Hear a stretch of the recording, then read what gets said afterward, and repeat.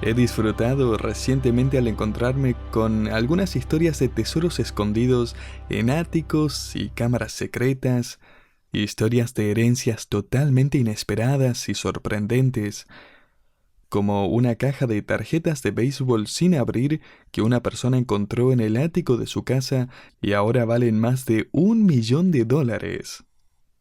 Sorprendidos herederos recibieron una llamada telefónica que les cambió la vida. Un aristócrata portugués llamado Luis Carlos de Manoroja Cabral de Camara, y con un nombre como ese ya sabe que tiene que ser rico, antes de morir redactó una última voluntad y un testamento bastante inusuales. Bueno, Luis nunca se había casado y no tenía familia extendida conocida. La cadena de noticias BBC informó que a una edad avanzada se había reunido con su abogado y dos testigos, donde le preguntaron, por supuesto, quiénes iban a ser los herederos de su patrimonio. A lo que él buscó la guía telefónica de Lisboa en la oficina del abogado y comenzó a pasar las páginas señalando nombres al azar. 70 nombres en total, y los convirtió en herederos de su patrimonio.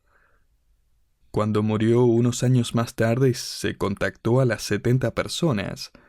Muchos de ellos pensaron que se trataba de una estafa, y hubo que convencerlos de que todo era cierto. Su nombre había sido escogido al azar de una guía telefónica y ahora eran coherederos con otras 69 personas del patrimonio de Luis Carlos de Manoroja Cabral de Camara. ¿Se imagina usted ser el heredero de alguien, descubrir por una llamada telefónica que un millonario lo ha elegido para beneficiarle como heredero de su vasto patrimonio? Uno de los mayores descuidos en la vida cristiana es el hecho de que cada creyente tiene una herencia futura que va mucho más allá de su imaginación. Cada cristiano ha heredado la vasta propiedad del cielo y todas las riquezas de Dios a través de nuestro pariente por fe, Jesucristo. Pero Dios evidentemente considera que esta verdad debe ser un incentivo significativo, un incentivo para actuar como herederos, aquí y ahora, porque casi todos los escritores del Nuevo Testamento aludieron a este hecho. Santiago escribe: Hermanos míos amados, oíd. ¿No ha elegido Dios a los pobres de este mundo para que sean ricos en fe y herederos del reino que ha prometido a los que le aman? Santiago 2:5. Pablo les escribió a los creyentes en Roma: Somos hijos de Dios, y si hijos, también herederos, herederos de Dios y coherederos con Cristo. Romanos 8 del 16 al 17. En términos legales, Jesús no es solo su abogado y redentor, sino también su hermano. Él es su hermano mayor, en terminología bíblica. Él está relacionado con usted. Por la fe, ahora es miembro de la familia de Dios. En Hebreos 2:11 se nos dice que Jesús no se avergüenza de llamarnos sus hermanos. Y esa es la asombrosa verdad detrás del anuncio que hacen Santiago, Pablo y otros cuando nos informan que somos coherederos de Cristo. Entonces, querido creyente, esta es su notificación anticipada. Se le informa que es coheredero con Jesucristo y compartirá todo por igual con Él en la eternidad, junto con los demás herederos que también pertenecen a la familia de Dios. Dios quiere que sepamos de esta herencia familiar, este tesoro. No es un secreto, no es al azar, y no está escondido en el ático. Así que anótelo con anticipación, ya ha sido informado. Este es su futuro por la fe en Cristo. Este no es un incentivo menor para hoy. De hecho, esto es algo que Dios quiere usar para transformar nuestro pensamiento y moldear nuestra perspectiva y alentarnos en medio del sufrimiento, motivarnos a perseverar a través de los desafíos y las luchas de esta vida. No pierda de vista su increíble herencia. Así es como el apóstol Pedro comenzó su primera carta hablándonos de nuestra herencia que está reservada, que está guardada para nosotros en el cielo. 1 Pedro 1:4. Pero ahora más adelante en su carta, si regresa conmigo al capítulo 3 de 1 Pedro, verá que el apóstol vuelve a mencionar esta verdad, el hecho de que somos herederos, solo que esta vez él la usa para desafiar el pensamiento y el comportamiento de cada hombre casado en el cuerpo de Cristo. Lea conmigo 1 Pedro 3, versículo 7. Vosotros, maridos, igualmente vivid con ellas, o sea, forme un hogar con su esposa, sabiamente, es decir, con bondad y consideración, como un vaso más frágil, puesto que es mujer. Y como vimos, Pedro no escribe que ella es débil, sino que es más débil físicamente. Estudiamos las implicaciones prácticas del diseño de Dios para cada género en nuestro último programa, y ahora note el texto de hoy, dándole honor como a coheredera de la gracia de la vida, para que vuestras oraciones no tengan estorbo. Mientras concluimos nuestro estudio sobre las instrucciones de Pedro a las esposas y esposos, Pedro le entrega a cada esposo una tarea diaria, un anuncio profético y un consejo serio. Note ahora primero la tarea diaria. Dele honor. El tiempo presente nos dice que hagamos esto de manera continua. Esto no es solo en su cumpleaños o en el aniversario. Esto es algo a diario.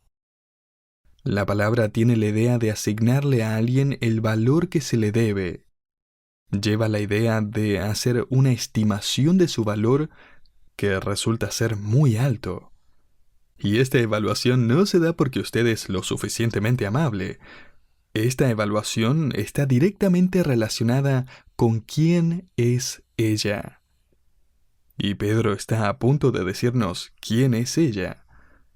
A su esposa creyente se le debe un honor especialmente alto porque ha heredado la herencia de Dios como coheredera.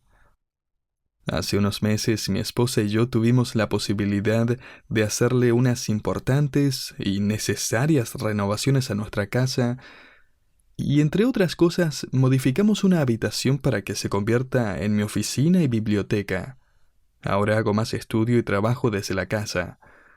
Como resultado vino un tasador para hacer una evaluación mientras nos preparábamos para el refinanciamiento.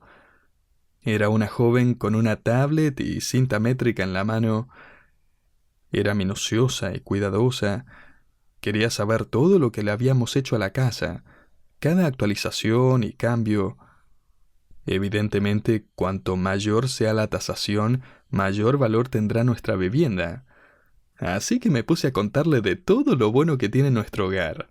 Saqué los planos y los desplegué sobre el mostrador. Le señalé el ancho de esto y los metros cuadrados de esto otro. Le estaba señalando todo. El nuevo ventilador de techo, los accesorios de iluminación en la sala de estar. No sabía si la estaba molestando o no, pero mi primera pista llegó cuando me dijo que no había problema si volvía al trabajo. Escuche, estoy convencido de que nuestra casa no va a tener la tasación que creo que se merece.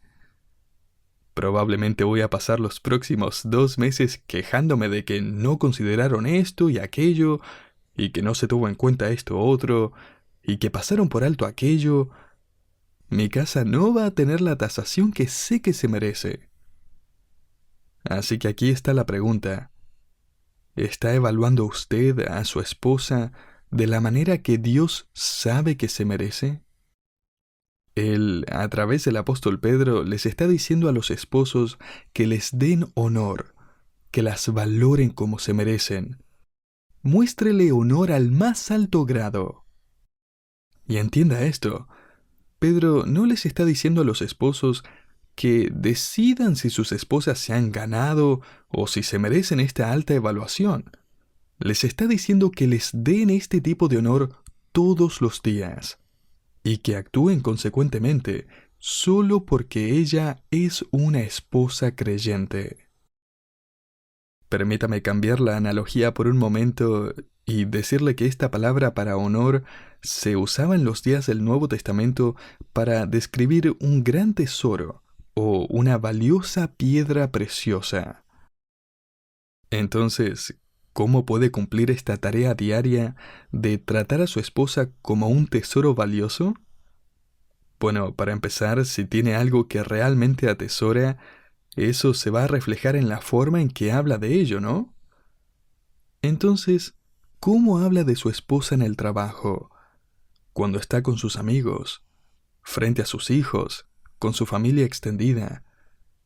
Es más, ¿cómo le habla a ella? Además, su valoración se va a reflejar en la forma en que la atiende. Un erudito griego señaló el hecho de que esta palabra honrar nos da la palabra honorario, compensación.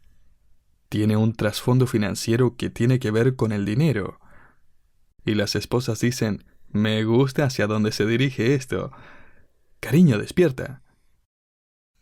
Un hermano de nuestra iglesia me envió esto hace poco. Creo que le va a gustar el final.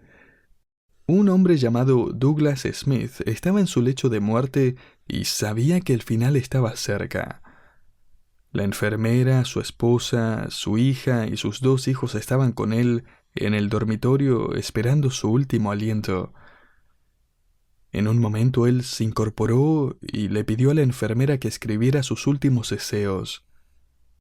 Él comenzó diciendo, «Para mi hijo Bernie, quiero que tomes las casas en Londres.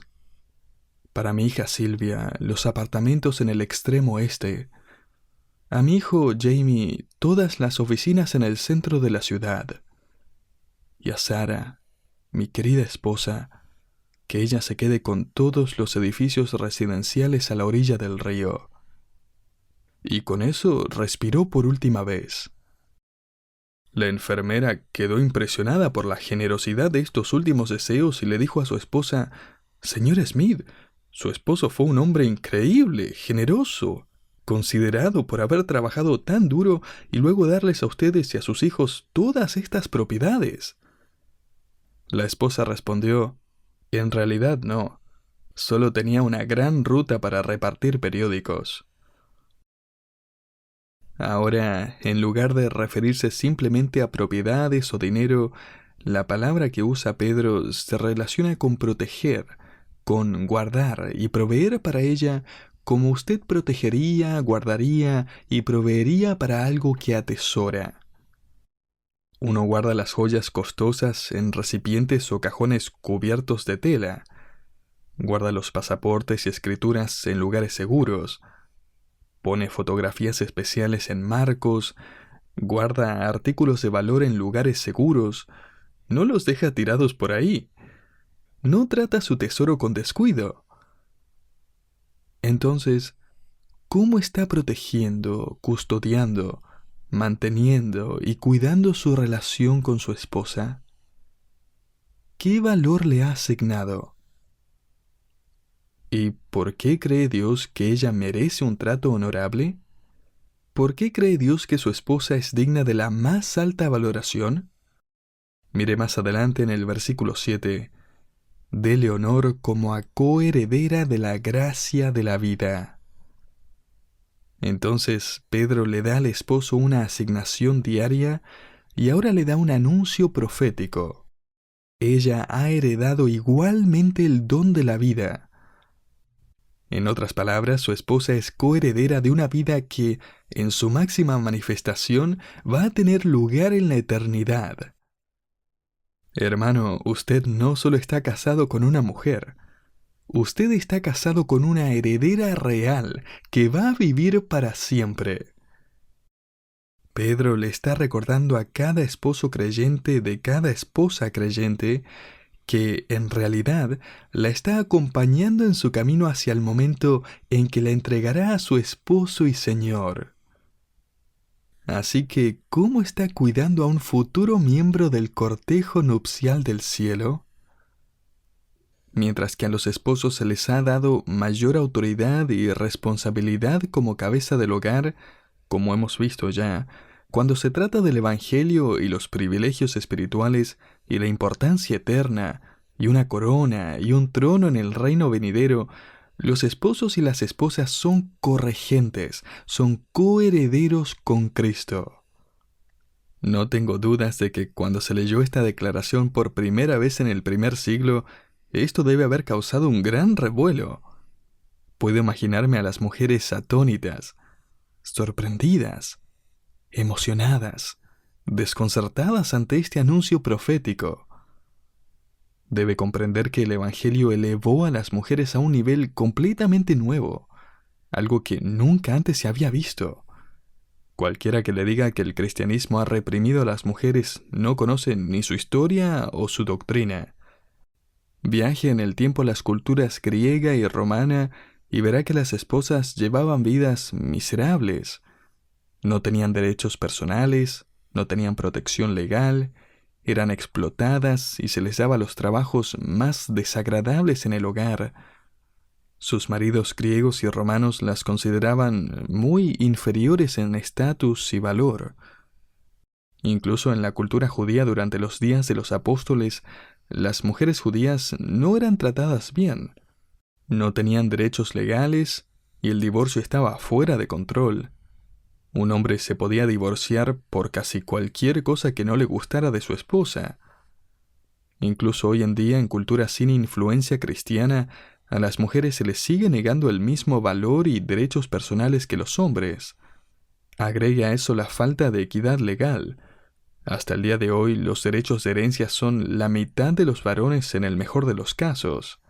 Y podría seguir. ¿Será el Evangelio el que va a hacer cambios colosales en el valor de una mujer?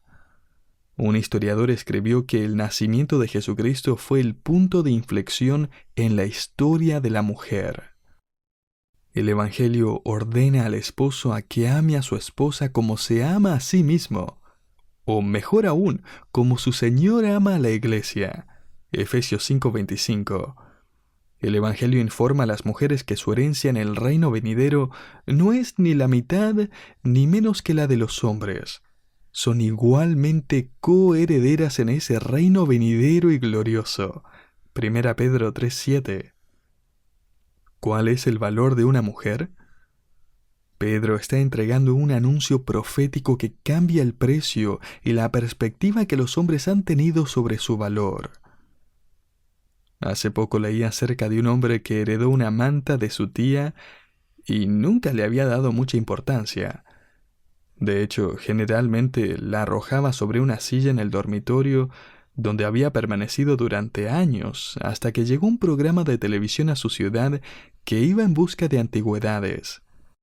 Su tía le había dicho una vez que la manta había pertenecido a Kit Carson, un famoso explorador estadounidense de los 1800. Pero para ese entonces todos pensaban que la tía estaba un poco loca y no era verdad. De todos modos, por las dudas, él y su esposa tomaron esa manta para ver si valía algo. Según el artículo que leí, el tasador ese día casi se desmaya al ver la manta. Aunque no pudo probar que alguna vez perteneció a Kit Carson, comprobaron que se remontaba a principios del siglo XIX, que era una obra original del pueblo nativo navajo, y solo quedaban 50 en el mundo. La manta fue valorada en $350,000. La pareja la vendió rápidamente en una subasta y obtuvo $500,000. He leído que la gente llega sola a este programa y se va rodeada de guardias armados. Lo que casualmente habían traído ahora era algo para proteger a toda costa. Querido oyente, haga de este tipo de actitud su tarea diaria. Escuche atentamente este anuncio profético. Y finalmente, Preste atención, porque Pedro ahora ofrece en conclusión un consejo muy serio. Maridos, vivid con ella sabiamente, como con un vaso más frágil, puesto que es mujer, dándole honor como a coheredera de la gracia de la vida, para que vuestras oraciones no tengan estorbo. Esta es una referencia directa a la vida de oración de los esposos. Pedro está asumiendo que todo esposo creyente va a querer estar orando. Pero si no actúa de manera apropiada, sus oraciones pueden tener estorbo. Ahora, espera un segundo. A las mujeres no se les dio una advertencia severa si se niegan a someterse y respetar a sus maridos. No hubo una advertencia final para las esposas por no cumplir con sus responsabilidades, así que, ¿por qué los esposos sí? Querido oyente, debemos recordar que el matrimonio representa el misterio de la Iglesia unida a Cristo. Entonces, la esposa es como la Iglesia y el esposo debe representar a Cristo. Ahora, piensa en eso por un momento. El esposo representa a Dios en el hogar. Entonces, lo que está en juego es mucho más grande, su influencia mucho más crítica y su fracaso mucho más devastador. Francamente, esposos, si no cuidan y se preocupan por su esposa, a Dios no le va a importar su oración tampoco. La palabra que Pedro usa, traducida a estorbo, era una palabra que se usaba para hacer un camino intransitable. Los soldados enemigos bloqueaban los caminos usando piedras. Pablo usó la misma palabra para explicar que antes se vio impedido para visitar a los romanos. Romanos 15:22. La palabra también conlleva la idea de cortar o interrumpir. No hay amenaza divina más seria que esta, ¿verdad? Que todas las promesas de oraciones escuchadas y contestadas puedan ser interrumpidas. Las oraciones se ven obstaculizadas. El Espíritu Santo se entristece. El enemigo del Evangelio tiene la oportunidad de bloquear los caminos del progreso espiritual y la oración eficaz. El hombre que peca contra su esposa negándose a sabiendas a mostrarle consideración, honor y bondad, encuentra una barrera entre él y Dios. En otras palabras, no acuda a Dios como si todo estuviera bien, si no quiere acudir a su esposa para arreglar las cosas. Imagine las implicaciones. Si no está interesado en escuchar las necesidades de su esposa, Dios no está interesado en escuchar las necesidades de su vida tampoco. Su matrimonio es, en realidad, un excelente barómetro de la realidad de su cristianismo. No importa lo que la gente diga aquí o en el trabajo, «Oh, qué maravilloso cristiano que es ese hombre», eso no importa tanto como lo que su esposa diga sobre usted en el hogar. ¿Cuál es la evaluación de su esposa sobre la realidad de su cristianismo? Puedo garantizarle que tiene mucho que ver con su evaluación del valor de su esposa. Como verá, la Biblia nos enseña que su comunión con Dios está relacionada con su comunión con su esposa. Los hombres lo sabemos muy bien, ¿no? Si perdemos la comunión con Dios, no pasa mucho tiempo antes de que todos en el hogar lo sepan. Pero aquí está el punto principal. Cuando actúa de manera pecaminosa, orgullosa y egoísta, y no le importa vivir con su esposa con cortesía y amabilidad, pierde la comunión con su esposa, y entonces pierde la comunión con Dios también. Garantizado. Hermano, cuando usted ofende a su mujer, ofende a Dios también. Este es un asunto más grande de lo que pensábamos, ¿no? Seamos honestos. Debido a nuestra naturaleza caída, estos 7 versículos son un gran desafío. A las esposas les va a costar respetar y seguir el ejemplo de sus maridos. y los esposos tenderán a preferir sus deseos y egos sobre las necesidades y sentimientos de sus esposas. La armonía doméstica no es fácil. A veces aún pareciera imposible. Pero querido oyente, no se rinda. Confíe diariamente en el poder del Espíritu Santo y muera diariamente a su orgullo. Persevere, incluso en momentos dolorosos y decepcionantes, que habrán muchos. Aprenda a confesar rápidamente. Vuelva a ajustar cuentas y a reevaluar a su pareja porque tiende a olvidar. No renuncie. Está casado con un hijo o una hija del rey. Y un día será testigo de la coronación de su cónyuge, un corregente con Cristo. Y usted también será coronado con todos los otros creyentes mientras tomamos nuestros lugares en la fiesta nupcial de la cena de bodas del Cordero y gritamos de alegría. Será un gozo inmensurable y sin fin cuando heredemos la gloria de la presencia de Dios y la maravilla del reino de Dios. Y más allá de eso, la vida eterna.